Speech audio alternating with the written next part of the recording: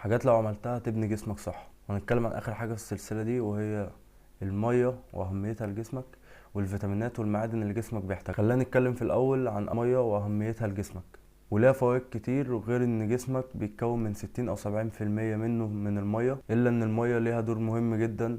زي مثلا ان هي بتساعد كل الاعضاء الحيوية ان هي تقوم بالوظائف بتاعتها، زي التنفس وعملية الهضم وعمليات تانية كتير. كمان المية مكون أساسي للعضلات، وبتساعد على زيادة المرونة وانت بتتمرن. وكمان بتساعدك على تجنب الجفاف اللي ممكن يحصل لك لو قللت كميات المية اللي بتاخدها في التمرين. وكمان بتساعدك على تجنب الإصابات اللي ممكن تحصل وانت بتتمرن، لأن زي ما قلت لك هي بتديك مرونة للعضلات. كمان شربك لكميات كافية على مدار اليوم من المية بتساعدك ان انت تتجنب عمليه الوتر ريتنشن اللي ممكن تحصل، او حبس الميه اللي ممكن يحصل لك لو قللت الكميات اللي بتاخدها على مدار اليوم. واللي بدوره بيخلي شكلك كانك عندك كميه دهون متخزنه. انت ممكن يكون نسبه دهونك 9%، ولكن النشفان بتاعك مش واضح كفايه، وده بسبب احتباس الميه اللي بيكون حاصل. لما بتشرب ميه كتير بيساعد على ان انت تنزل الميه الزياده دي، وتساعد جسمك كمان ان هو ما يعملش ووتر ريتنشن. ولما جسمك ما يكونش فيه ميه متخزنه هيساعد ان انت جسمك يبان ناشف اكتر. كمان هيساعد على بروز عضلات البطن اكتر لما تكون نسبه دهونك قليله. والابحاث اثبتت ان انت لازم تاخد كميات كافيه من الميه على مدار اليوم، واللي بتكون لتر لكل 23 كيلو من وزنك. ولو انت بتتمرن في الجيم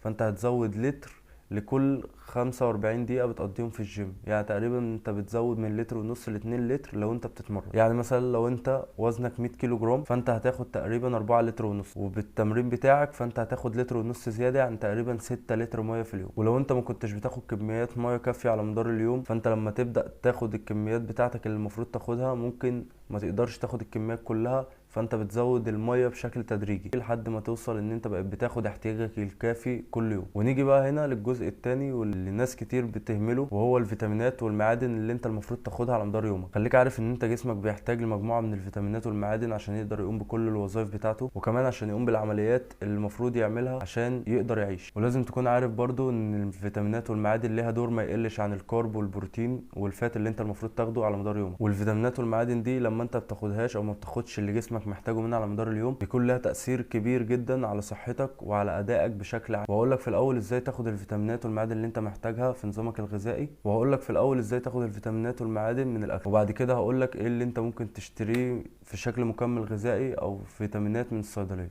الفيتامينات والمعادن دي موجوده في انواع اكل زي مثلا الخضار والكرنب واللفت والسبانخ، او الفلفل والبطاطا والبطاطس، وبتكون موجوده كمان في التوت والزبادي قليل الدسم والبيض والسمسم والفاصوليا والعدس، ومكسرات زي اللوز والكاجو والفول السوداني، وفي الحبوب الكامله زي الكينوا والشوفان والرز البني. وكمان بتكون موجوده في مصادر اسماك زي التونه والسلمون والجمبري. كمان بتكون موجوده في اللحوم. ولازم زي ما قلت لك في فيديوهات قبل كده ان انت تهتم بالكميات، لان المصادر دي هيكون في مصادر منها موجود فيها كارب، وفي مصادر منها موجود فيها بروتين، وفي مصادر منها موجود فيها فات. فانت لازم تحافظ على الكميات ضمن احتياجك من السعرات الحراريه على مدار اليوم. تعالى بقى اقول لك ايه اللي ممكن تشتريه من الصيدليه او من محلات المكملات الغذائيه اللي هتمد جسمك بالفيتامينات اللي انت محتاجها. ممكن تجيب مالتي فيتامين زي فيتا ستريس واوميجا 3 وفيتامين بي وفيتامين سي وبوتاسيوم ومغنيسيوم وزنك. والحاجات دي انت تقدر تجيبها من الصيدليه، هتكون افضل وسعرها اقل بكتير من المكملات اللي انت ممكن تشتريها في محلات المكملات الغذائيه. في نوعين مهمين جدا وهم الصوديوم والبوتاسيوم، واللي لما بيحصل خلل في الكميات اللي بتاخدها منهم على مدار اليوم بيسببوا لك شويه مشاكل. تعال اقول لك في الاول الكميات اللي المفروض تاخدها منهم، وبعد كده اقول لك ايه المشاكل اللي بتحصل. نتكلم في الاول عن الصوديوم. وهنا معهد الطب الامريكي قال ان انت لازم تاخد 500 مللي جرام في اليوم على الاقل من الصوديوم، وما تزودش عن 2300 مللي جرام في اليوم. طب ايه المشاكل اللي بتحصل لما بيحصل خلل في نسبه الصوديوم اللي بتاخدها على مدار اليوم؟ كتر الصوديوم مش بس بيزود عمليه حبس الميه اللي جسمك بيعملها، واللي زي ما قلت لك قبل كده ان هو بيخلي شكل جسمك مخزن دهون حتى لو نسبه دهونك قليله جدا، لكن كمان الصوديوم لما بيكون كميته كبيره في يومك بيزود ضغط الدم، كمان بيزود خطر اصابه قلبك بالامراض. فانت لازم تراقب كميات الصوديوم اللي انت بتاخدها في نظامك الغذائي، وتكون الكميه اللي انت بتاخدها محسوبه. خليك عارف ان معلقه صغيره من الملح بتعادل 2300 مللي جرام، واللي هو الحد الاقصى الصوديوم على مدار اليوم. فانت ممكن تاخد معلقه صغيره في اليوم كحد اقصى. نيجي بقى للبوتاسيوم. والبوتاسيوم لازم تاخد منه على مدار اليوم حوالي 4700 مللي جرام. وبرده زي ما قلت لك قبل كده ان انت لازم تكون حاسب الكميه اللي انت بتاخدها على مدار اليوم، وده لان ليه دور مهم جدا في موازنه السوائل في الخلايا. والبوتاسيوم موجود برده في عناصر ممكن تاخدها من اكلك زي جميع انواع اللحوم، وفي خضار زي البروكلي، وانواع فاكهه زي الموز والمشمش والافوكادو والكيوي، ومصادر الالبان والمكسرات. وممكن تشتري البوتاسيوم من الصيدليه في شكل تابلت تابلت، وبرضه هيوفر لك احتياجك اليومي عشان لو انت مش عايز تحسب اللي انت ممكن تاخده من الاكل. كده نكون خلصنا سلسلة حاجات لو عملتها هتبني جسمك صح. لان الفيديوهات الجاية هنتكلم فيها عن الادفانس تكنيك، وده هيكون برضه شرح مفصل للانظمة اللي انت ممكن تدخلها تمرينك تزود التطور بتاعك. بس لازم برضه تكون عارف ان انت لازم تكون بقالك فترة كبيرة بتتمرن وجسمك بدأ يبقى التطور بتاعه بطيء شوية.